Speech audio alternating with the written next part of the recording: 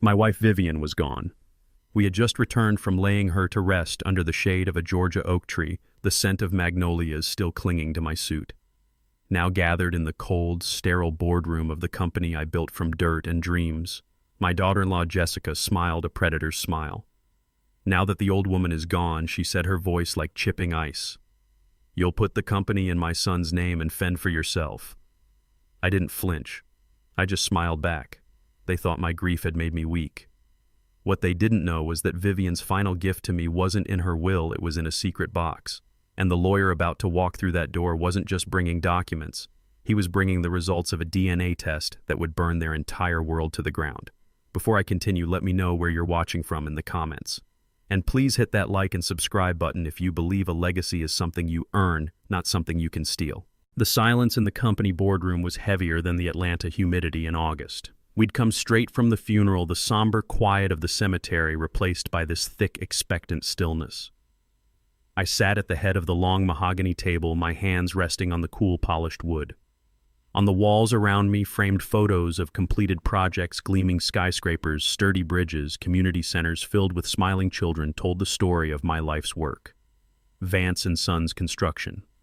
Today, the and Sons part felt like a cruel joke.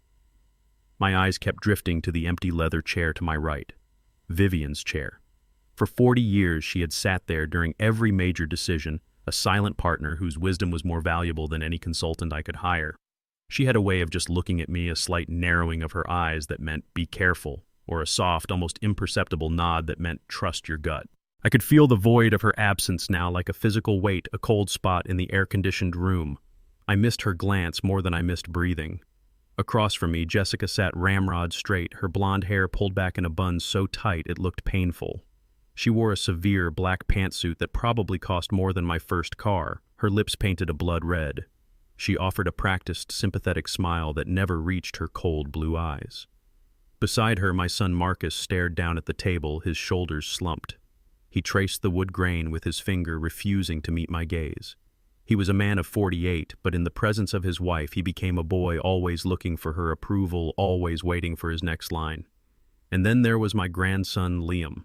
21 years old, slumped in his chair, his thumbs flying across his phone screen under the table, a picture of entitled boredom. He hadn't shed a single tear at his grandmother's funeral. He'd seemed more annoyed that it had interfered with his weekend plans. They weren't here to mourn, they were here to collect. I could see it in the way Jessica's eyes scanned the room, not with sadness, but with the cold calculation of an appraiser.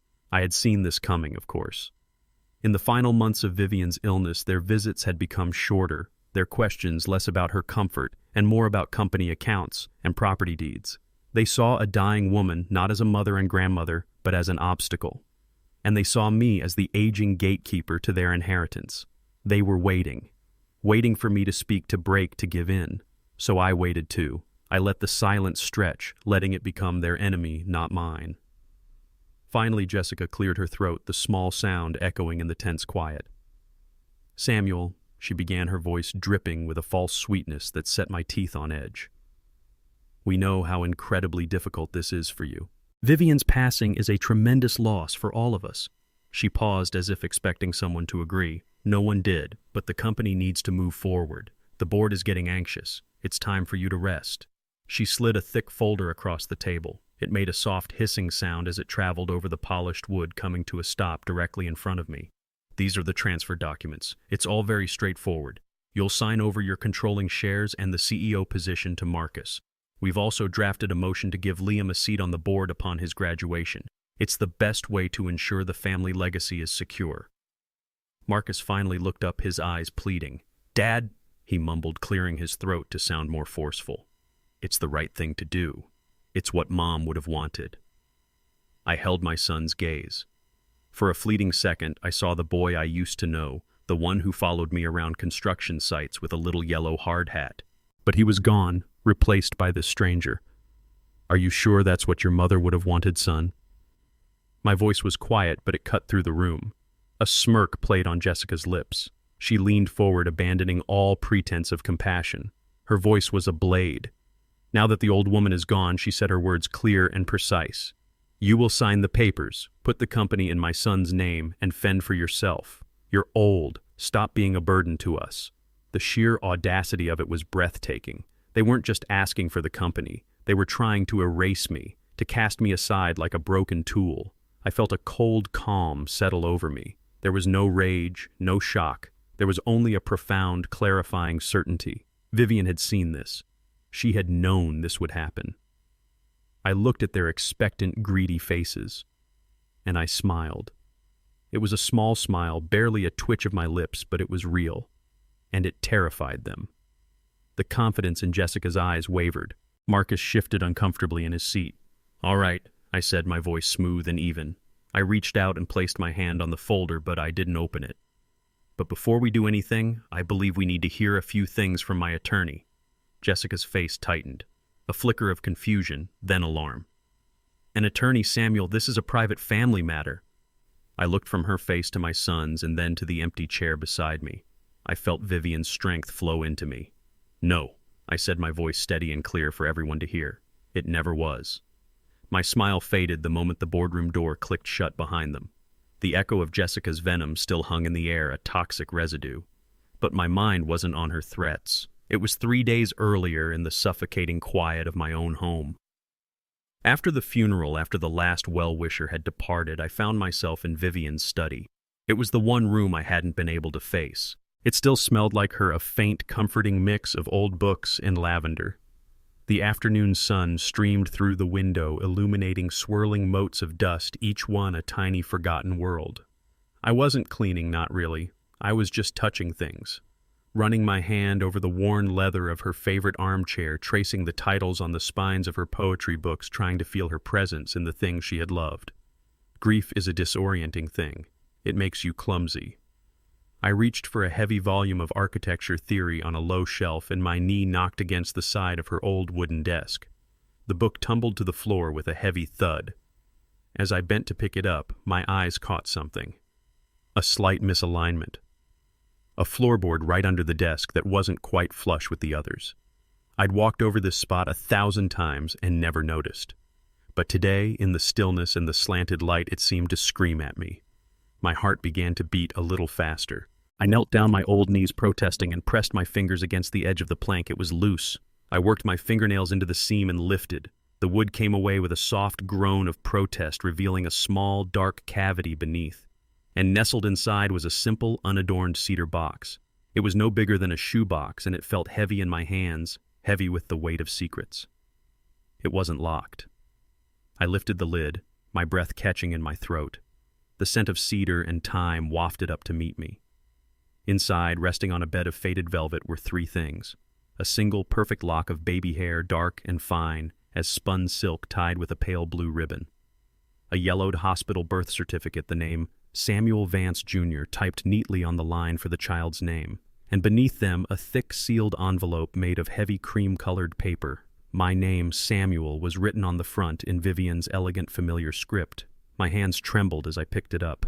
This was a place of ghosts. I broke the wax seal and unfolded the pages within.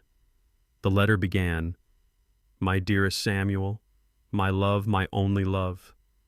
If you are reading this, then I am gone, and I have left you with one last terrible burden." My eyes scanned the page, the words blurring through a film of sudden tears. "I need to tell you a truth I was too cowardly to speak in life. A truth I have carried alone in my heart for 48 years. Please, my love, find it in your heart to forgive me for my silence." "The boy we brought home from the hospital," she wrote, "the boy we named Marcus, the boy we raised and loved, was not the son I gave birth to. Our son, our Samuel Jr., was born with a weakness in his lungs. He lived for only 6 hours. The doctors told me he was gone while you were down the hall making the phone calls to our joyful, unsuspecting family. The pain. Samuel, there are no words for that pain. I thought my world had ended. From the room next to mine, I could hear another baby crying, strong and healthy. A nurse, a kind woman named Clara, came to me. She told me the baby belonged to a young, terrified girl who had no one who was going to give him up. And in a moment of madness of grief so profound, it shattered all reason, she offered me a choice. She said we could switch the records, that I could take home a healthy boy, that you would never have to know the pain of losing our son. I know it was wrong," the letter continued, "but in that moment, all I could think of was you, of your face when I would have to tell you our son was gone. I couldn't bear it, so I said yes. We came home with Marcus, and I loved him, Samuel. I swear to you I loved him as my own. Every scraped knee, every sleepless night, every proud moment, that love was real. I kept the secret because I was afraid the truth would break, you would break us. But I was a fool. I built our family on a foundation of lies, and now the cracks are beginning to show. The tone of her writing shifted, then the elegant script becoming sharper, more urgent. I see the woman our son married. I see the greed in her eyes. She is a vulture, Samuel, and she has taught our son to be one too. She has twisted his love into entitlement, his respect into impatience. They look at you and they do not see a father. They see an obstacle. They will try to take everything we built, not to nurture it, but to consume it. I cannot protect you anymore from the outside, my love, so I am giving you the truth from the past. This secret was once my shame, but now it must be your shield. Forgive me. Forgive me for the lifetime of deception, but please do not let them destroy our legacy. Protect what is ours. Protect what is yours. I let the pages fall into my lap. The world tilted on its axis. 48 years. My son was not my son. The grief for Vivian mixed with a new hollowed-out sorrow for the baby I never knew I'd lost, and for the woman who had carried that impossible secret alone for our entire marriage. The box on the floor was no longer just a box. It was a testament to her love, her fear, and her final desperate plan to save me. The pain was immense, but beneath it something else began to grow. Not anger. Not yet. It was a cold, hard resolve. She had given me my instructions. She had asked me to protect our legacy, and I would not fail her. I sat there on the floor of my wife's study for what felt like an eternity, the letter resting in my lap. The world I knew had been dismantled in the space of a few hundred words. Every memory of raising my son was now cast in a different, more complicated light. The grief for Vivian was a raw, open wound, but now it was joined by a new, strange sorrow for the secret she had carried alone. For a moment I felt the weight of it all pressing down, threatening to crush me. I could just let it happen. I could sign Jessica's papers, retreat into the fog of old age, and let the legacy Vivian and I built be devoured. But then I looked at her handwriting at the final desperate plea on the page. Protect what is ours. It was a command from the grave, and I knew I could not do it alone. There was only one person on earth I could trust with this. I pulled my phone from my pocket, my fingers feeling stiff and clumsy as I found the name David Chen. He answered on the second ring, his voice warm with concern. Samuel, I was just about to call you. How are you holding up? He was my lawyer. Yes, but he had been my friend first. He and his wife had been to our home for countless dinners. He had known Vivian for 30 years. David, I said, and my own voice sounded foreign to me, thin and cracked. I need you. Can you talk? The warmth in his voice immediately sharpened into professional focus. Of course. What is it? Is it Marcus and Jessica? Are they pushing you already? He knew them well. Worse, I said.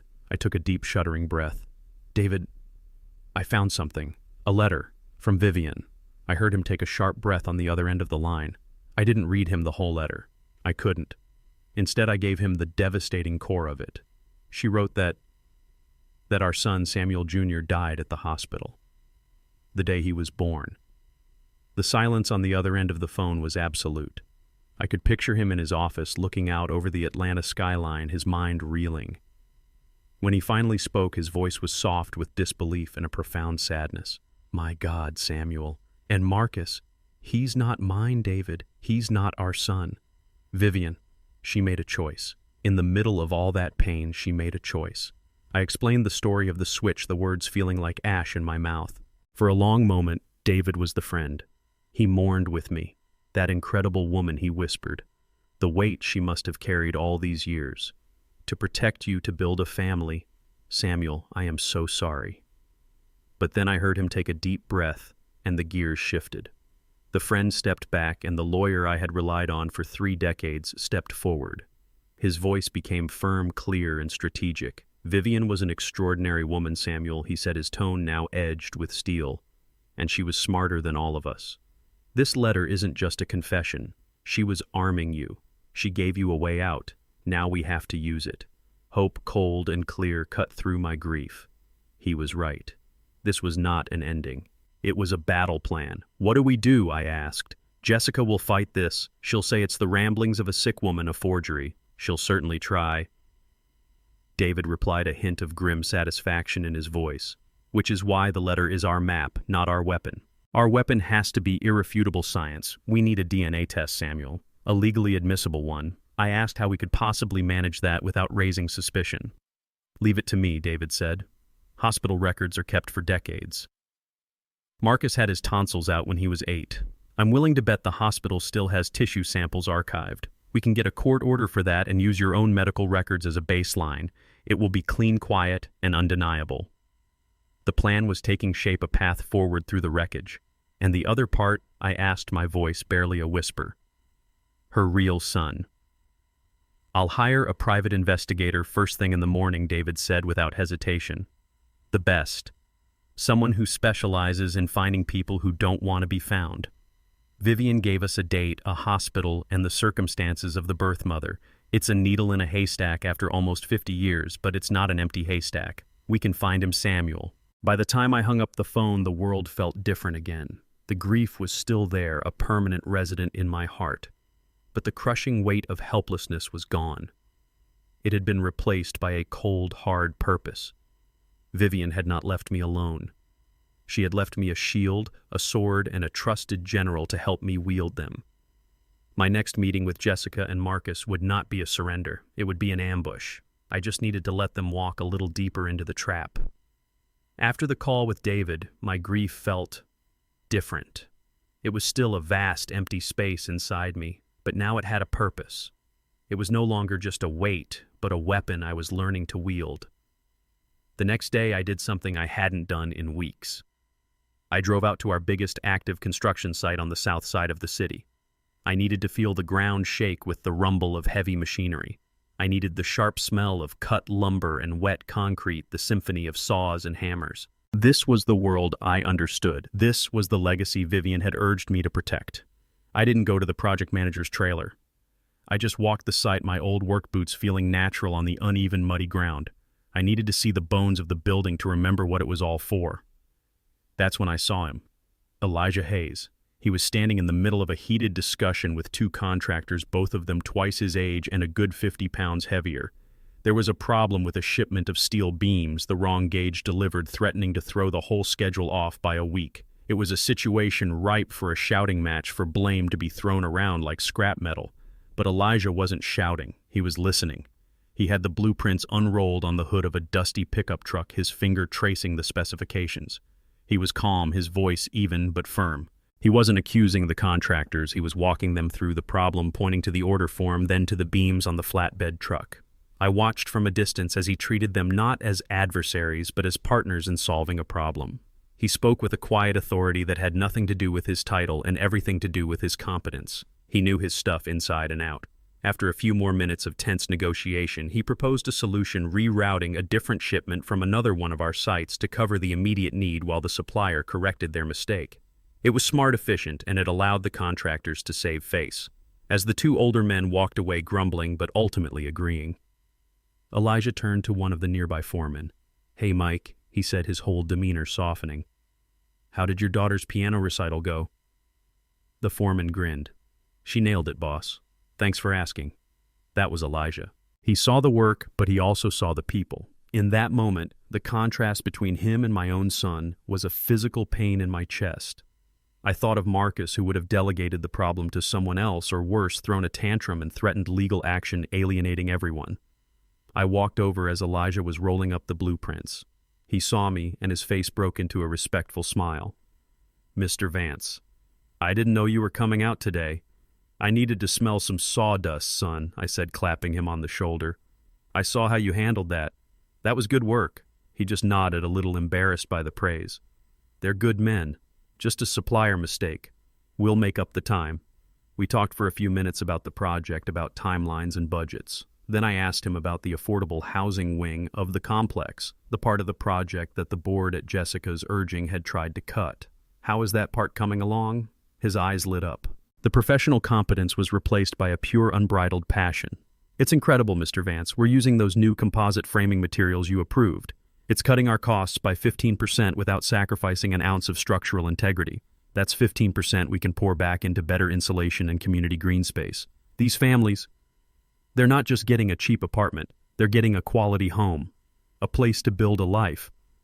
As he spoke, my mind drifted back. I remembered the day I hired him fresh out of Georgia Tech, a skinny kid in a suit that was a little too big for him, but his portfolio was brilliant and his eyes had a fire in them. I saw myself in that fire. He didn't just want to build buildings, he wanted to build communities.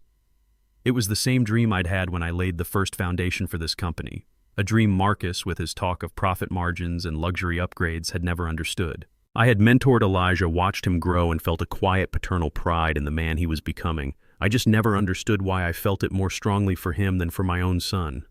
Now, standing here in the Georgia sun with Vivian's letter, feeling like it was burned into my memory, I finally knew. I put my hand on his shoulder again, my grip firm. He stopped talking and looked at me, a question in his eyes. "You've got a good heart, Elijah," I said, my voice thick with an emotion I couldn't name. "In this business that's rarer than a perfect cost estimate, don't ever lose that." He looked taken aback, then deeply moved. "Thank you, sir," he said. That means the world to me." I gave his shoulder a final squeeze and walked away, my boots leaving deep prints in the red clay. I knew then that I wasn't just fighting for a company. I was fighting for an ideal, and I had just looked its future right in the eye. My last words. It never was, hung in the air between us, a declaration of war. Jessica's face, a moment ago so confident and cruel, was now a mask of confusion and dawning fury. Her perfectly painted lips parted, then pressed into a thin, hard line. She looked at me as if seeing me for the first time, not as a feeble old man to be managed, but as an opponent she had fatally underestimated. Marcus, true to form, looked from his wife's face to mine, his expression a pathetic mix of fear and bewilderment. Even Liam, my grandson, had finally looked up from his phone, his bored detachment replaced by a flicker of genuine curiosity. He could sense the shift in the room's atmosphere, the sudden drop in temperature. They were all waiting for my next move, expecting me to produce some document to make some feeble argument. But the next move wasn't mine to make. It belonged to Vivian. Right on cue, the heavy oak door to the boardroom swung silently open. It hadn't been a knock. It had been the quiet, confident turn of a doorknob. David Chen stepped inside. He was dressed in an impeccably tailored gray suit, his silver-streaked hair neatly combed. In his hand he carried a well-worn leather briefcase that I knew had held the secrets of my company for the last 30 years. He closed the door behind him with a soft, definitive click. His eyes, calm and steady, swept the room, taking in the scene with the practiced efficiency of a man who has walked into 100 battles. He gave me a brief, almost imperceptible nod, a silent signal that the plan was in motion. Jessica was the first to find her voice, and she wielded it like a weapon, trying to regain control of the room she thought was hers. "Mr. Chen," she said, her tone sharp and dismissive. "What an unexpected surprise. As I was just explaining to Samuel, this is a private meeting. A family matter. Your services are not required." She was trying to frame him as an intruder, an unwelcome outsider meddling in affairs that were above his station. She was drawing a line in the sand, putting him back in his place as nothing more than a hired employee. David didn't even flinch. He walked slowly, deliberately toward the table, his gaze fixed on Jessica. He didn't raise his voice. He didn't need to. His quiet authority filled the space, pushing back against her shrillness. "Good afternoon, Mrs. Vance," he said, his voice as cool and smooth as river stones. He stopped beside the empty chair that had been my wife's, placing a hand on the back of it for just a moment. It was a small gesture, but a powerful one. He was aligning himself with Vivian. "I am here today not at the request of Mr. Samuel Vance, but in my official capacity as the executor of the last will and testament of my late client, Mrs. Vivian Vance." He let the name hang in the air, a potent reminder of the woman whose absence had created this power vacuum. He was making it clear that the authority he held came directly from her. "So you see," he continued, his eyes locking with hers, "while this may be a family matter to you, it is a legal and fiduciary duty to me. And I can assure you my presence here is not just necessary, it is non-negotiable." He then walked to the head of the table near me and placed his briefcase on the mahogany surface. It landed with a solid, definitive thud that seemed to suck all the remaining air out of the room. The polished leather seemed to absorb the light, a dark and ominous object that held all of our futures inside it. For a moment, nobody moved. The only sound was the faint hum of the air conditioning. Then, with slow, deliberate movements, David rested his hands on the briefcase. His fingers found the two brass latches on the front. In the dead silence of that boardroom, the sound of him flicking them open was brutally loud. A sharp metallic click-clack. It sounded like a judge's gavel. It sounded like a weapon being cocked. He lifted the lid, revealing neat stacks of files and documents within. Then he looked up, his calm, unreadable gaze sweeping over Jessica, then Marcus, and finally me. The ambush was set. The trial was about to begin. David ignored her outburst completely. His movements were calm, deliberate, each one designed to command the room's full attention. From his briefcase, he retrieved a document, not a single page, but a small portfolio bound in a simple, elegant blue folder. Vivian's favorite color. He placed it gently in the center of the table, as if it were a sacred text. And in that moment, it was. That simple blue folder held more power than all the money Jessica had ever schemed, for more authority than any title she could ever demand for her husband or son. It was Vivian's final move, her voice from beyond the silence. This, David announced, his voice cutting through the tense atmosphere, is the final and legally binding will and testament of Vivian Vance. It was drafted, signed, and witnessed 6 months ago. He let that fact sink in. 6 months. This was not the product of a grief-addled mind or a last-minute whim. This was a calculated, strategic decision made with a clear and prescient mind. Jessica let out a short, brittle laugh. It was a sound of pure derision meant to belittle the moment, to reassert her dominance. "Oh, please, David, don't be so dramatic," she sneered, waving a dismissive hand. "We all know what her will says. It's tied to the old family trust. Everything is divided according to the established plan. Marcus gets his controlling shares, and as his spouse, my future is secured. Samuel is provided for. It's all been arranged for years. This is just a sentimental formality." I watched her, and I felt a profound sense of pity mixed with my cold resolve. She was so certain of her victory. She saw this document as a mere speed bump on the road to her ultimate goal, a piece of paper that held no real power over the plans she had so carefully laid. She was so busy looking at the throne she believed was hers that she failed to see the trapdoor beneath her feet. She had always underestimated Vivian, and she was about to learn how fatal that mistake was. David looked at her, his expression unreadable. "You are mistaken, Mrs. Vance," he said simply. The words were quiet, but they landed with the force of a gavel. He then reached into his jacket pocket and retrieved a pair of slim, black-framed reading glasses. He put them on with a slow, deliberate motion, a professor preparing to lecture a particularly dull student. The room was utterly silent as he opened the blue folder. He began to read. "I, Vivian Vance, being of sound mind and body, do hereby declare this to be my last will and testament." His voice was formal, but as he continued, it softened. The first section was not about assets or property. It was a letter to me. To my beloved husband, Samuel. David read, and I felt Vivian's presence fill the room. "You were the architect of my joy, the foundation of my life. With you I built a home not of wood and steel, but of love, laughter, and unwavering partnership. For 49 years, you were my compass and my anchor. I leave you with my unending love, the only true asset that can never be appraised, divided, or diminished by time. Please know, whatever comes next, that every choice I ever made was to protect the beautiful world we built together." I closed my eyes for a moment, the words washing over me. It was her final gift, a reinforcement of our bond, read aloud in front of those who had tried so hard to tear it apart. I could feel Jessica's impatience radiating across the table. To her, this was just sentimental nonsense, a waste of precious time. Then David cleared his throat. His voice shifted, losing its warmth and taking on a sharp, clinical edge. "Now," he said, looking over the rim of his glasses, "regarding the disposition of tangible and intangible assets." Jessica leaned forward slightly, her eyes gleaming. This was the part she had been waiting for. David read slowly, giving each word its full, devastating weight.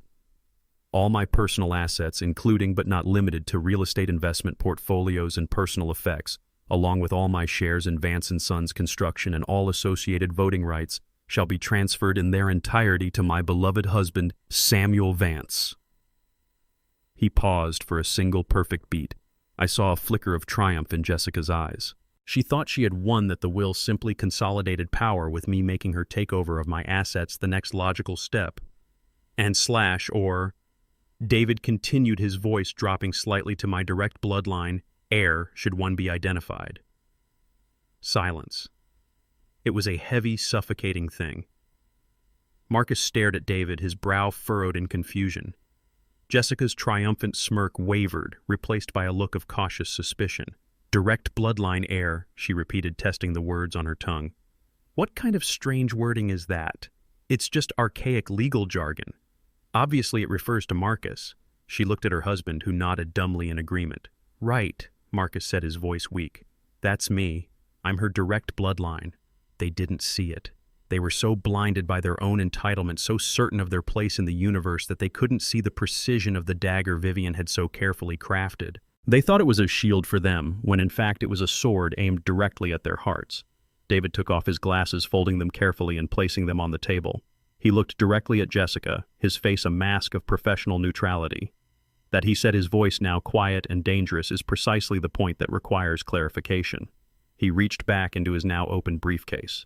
He didn't pull out another file. He pulled out a single sealed 9x12 envelope from a certified genetics lab. At the written request of Mrs. Vance, stipulated in a separate legal directive executed on the same day as the will, and with the full authorization and cooperation of Mr. Samuel Vance, my firm was instructed to engage a third-party laboratory to conduct a thorough genealogical analysis. This was to legally and scientifically identify the beneficiary as explicitly defined by the term direct bloodline heir. He slid the heavy envelope onto the table. It sat there between us, a white rectangle of truth in a room full of lies. It looked like a time bomb.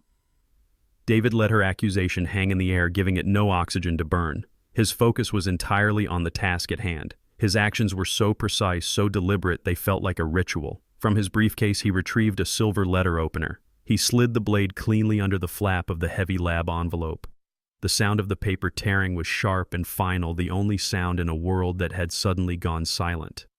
Everyone in the room, even Liam, was frozen, their eyes fixed on that simple manila envelope as if it contained the secrets of the universe. In a way, it contained the secret of ours. David reached inside and pulled out a single sheet of paper. It wasn't a dramatic scroll, just a standard clinical-looking lab report filled with technical language and columns of data. An impersonal scientific document about to deliver the most personal and devastating of truths. He put his reading glasses back on a small, familiar gesture that now seemed unbearably theatrical. He scanned the document for a moment, his face impassive. Then he looked up over the tops of his glasses, his gaze settling first on Marcus, then on Jessica. He let the silence stretch for one last agonizing second. When he spoke, his voice was flat, devoid of all emotion. It was the voice of a man stating a simple, unchangeable fact. Pursuant to the side-by-side analysis of genetic markers from sample A identified as Samuel Vance and sample B identified as Marcus Vance, he read the conclusion of the genealogical assessment is as follows. He paused, and I could hear the frantic pounding of my own heart. The probability of the subject Marcus Vance being the biological son of the subject Samuel Vance is 0.0%. The words dropped into the silent room like stones into a perfectly still lake. For a single breathless moment, nothing happened. There was only the ringing in my ears, the echo of that final impossible phrase, 0.0. Then the shattering began. It wasn't loud at first. It was Marcus. The color drained from his face, leaving it a sickly grayish white. His jaw went slack. He started shaking his head, a slow, disbelieving motion at first, then faster, more violently, as if he could physically dislodge the truth. No. He whispered, the sound a strangled gasp. No. That's impossible. It's a lie. He looked at me, his eyes wide with a desperate, childish plea. Mom would never... His voice broke. His entire world, every memory, every birthday, every moment of his life had just been fractured. The foundation of his identity had turned to dust beneath him. While Marcus imploded, Jessica exploded. A guttural, furious sound ripped from her throat. She shot out of her chair so fast it scraped loudly against the floor. Her face, a moment ago a mask of smug certainty, was now twisted into a snarl of pure rage. Her perfectly manicured finger jabbed through the air, aimed directly at me. "You did this!" she shrieked, her voice shrill and ugly.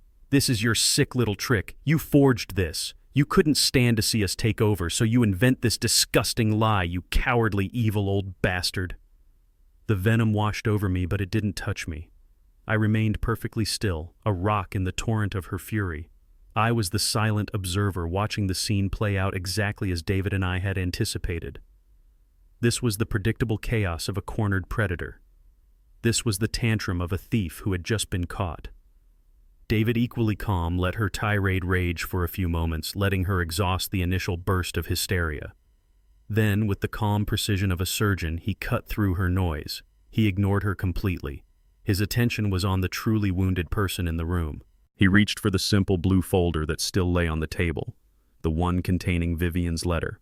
With a quiet, fluid motion, he slid it across the polished surface of the table. It glided over the wood and came to a stop directly in front of Marcus's trembling hands.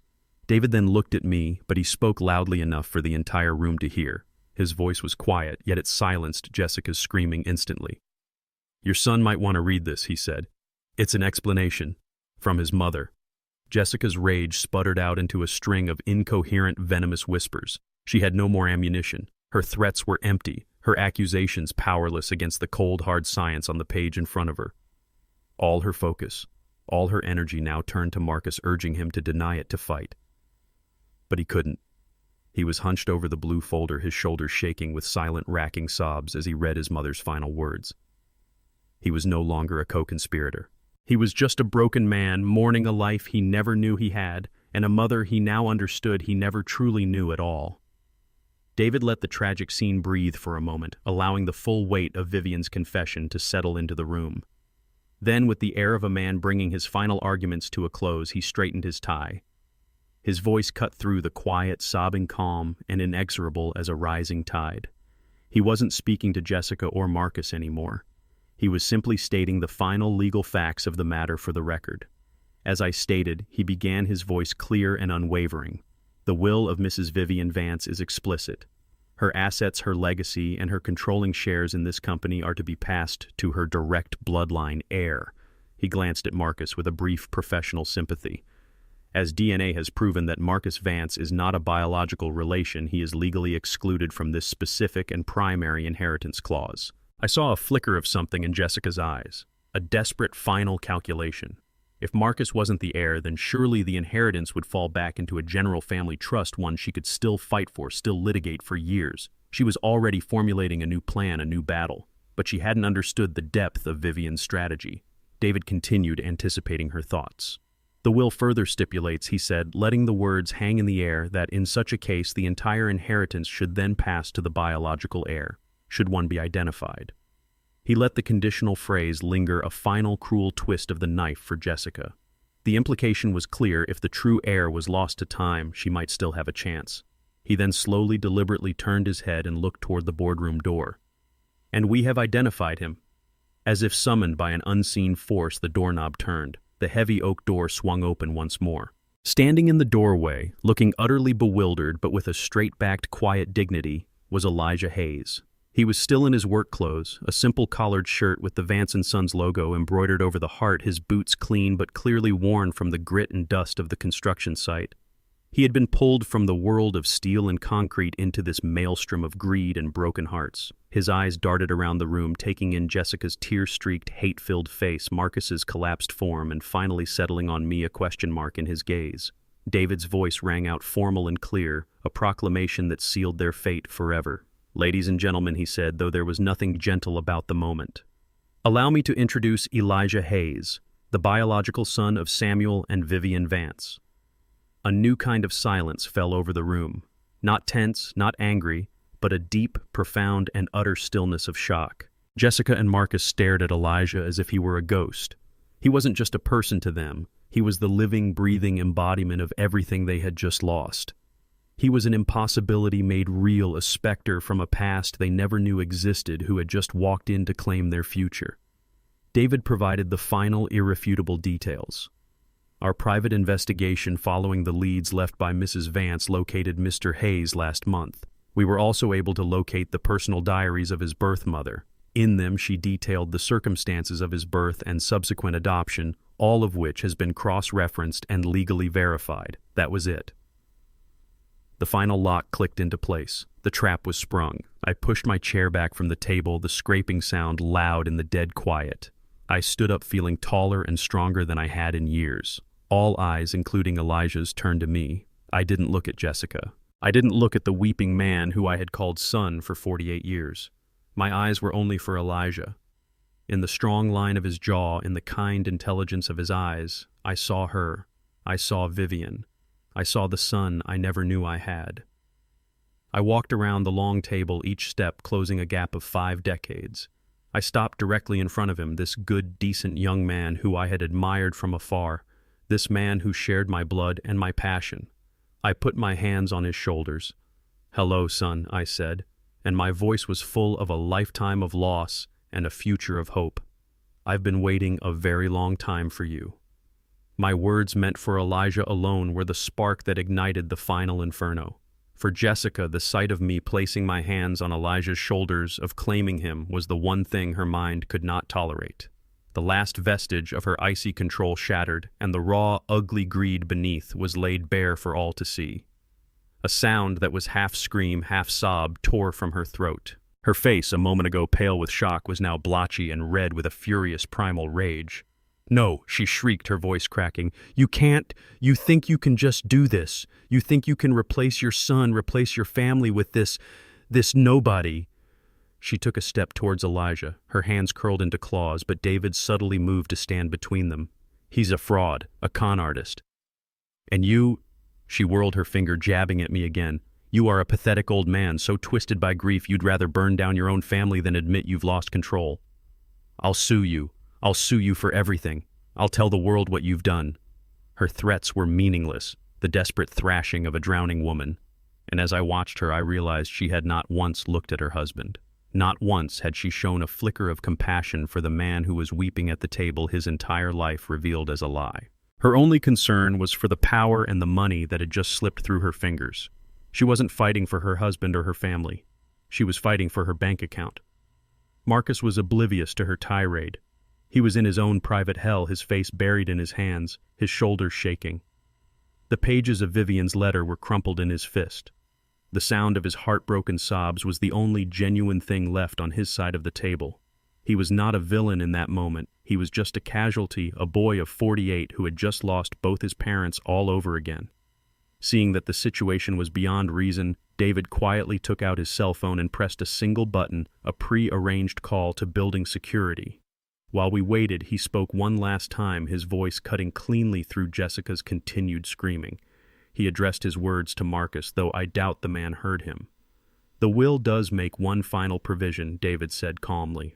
Out of what she described as a mother's lingering affection, Vivian stipulated that a modest monthly stipend be made available to Marcus Vance from a private trust. It's enough to live on, but not in luxury. This, however, is conditional upon his enrollment in psychological counseling and a legally binding agreement to have no contact with either Mr. Samuel Vance or Mr. Elijah Hayes. David then looked directly at Jessica, his eyes cold. "The will makes no provision for non-relations by marriage in this event. You, Mrs. Vance, are entitled to absolutely nothing." That was when the security guards arrived. 2 large, impassive men in professional uniforms. Their presence was a silent, unarguable statement that this was all over.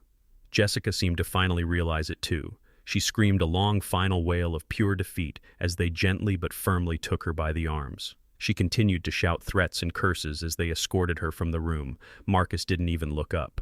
He allowed himself to be helped to his feet, a hollow, shuffling wreck of a man guided out of the boardroom and out of my life. In the sudden ringing silence that followed their exit, I looked around the room.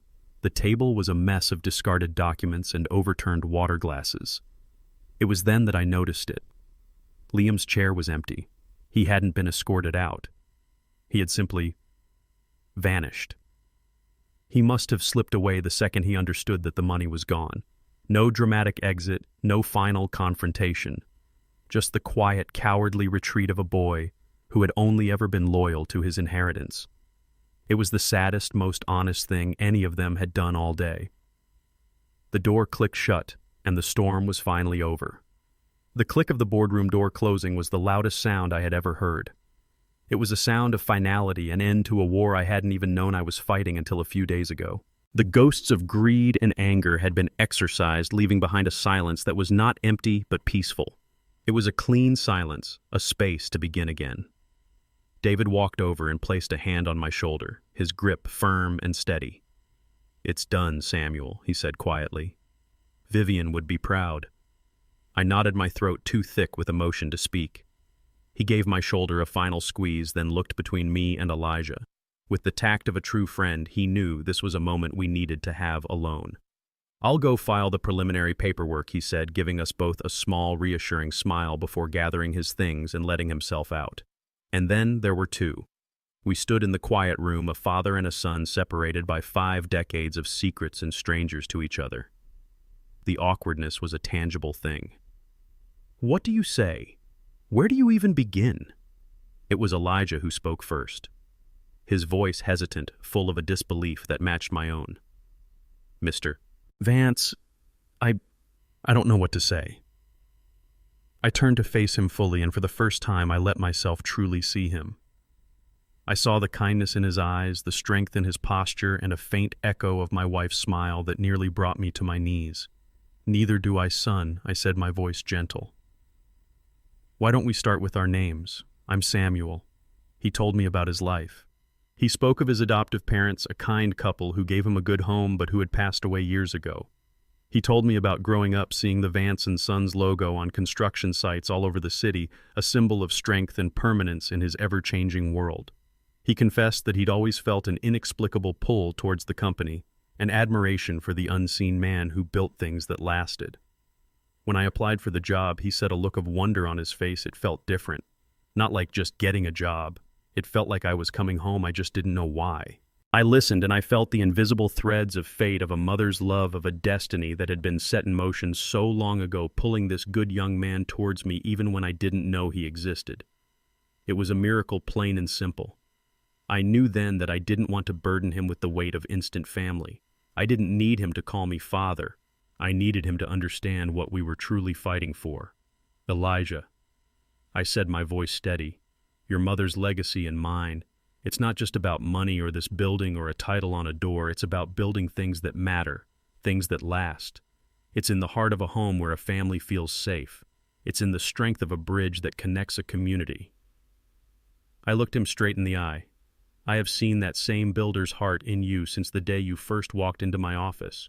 Would you like to help me keep building?" A slow smile spread across his face, and in it, I saw all the hope for the future. "Yes, sir," he said, his voice full of a quiet, powerful conviction. "Yes, Samuel, I would be honored." I walked to the great window that overlooked the city, a tapestry of buildings stretching to the horizon, so many of them having risen from the dust under my watch. Elijah came and stood beside me. We looked out at the skyline together. For a moment, I said, speaking more to myself than to him, I thought this was all about justice. But it's not. It's about forgiveness.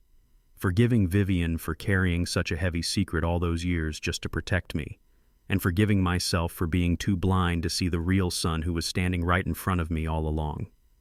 My legacy was safe now, not because it had been passed to my bloodline, but because it had been passed to a man who shared my spirit. Vivian's will had been a map, and it had led us here. It was never just about the blood. It was about the heart. In the reflection in the glass, I saw an old man and a young man standing side by side. A past full of secrets had finally found its peace, and a future I never thought I'd have was just beginning to be built. This story teaches us that the most valuable inheritance is not money or a company, but a legacy of integrity and purpose. While greed and disrespect ultimately lead to ruin, a person's true worth is proven by their actions and the goodness in their heart, a bond that is ultimately stronger than blood itself.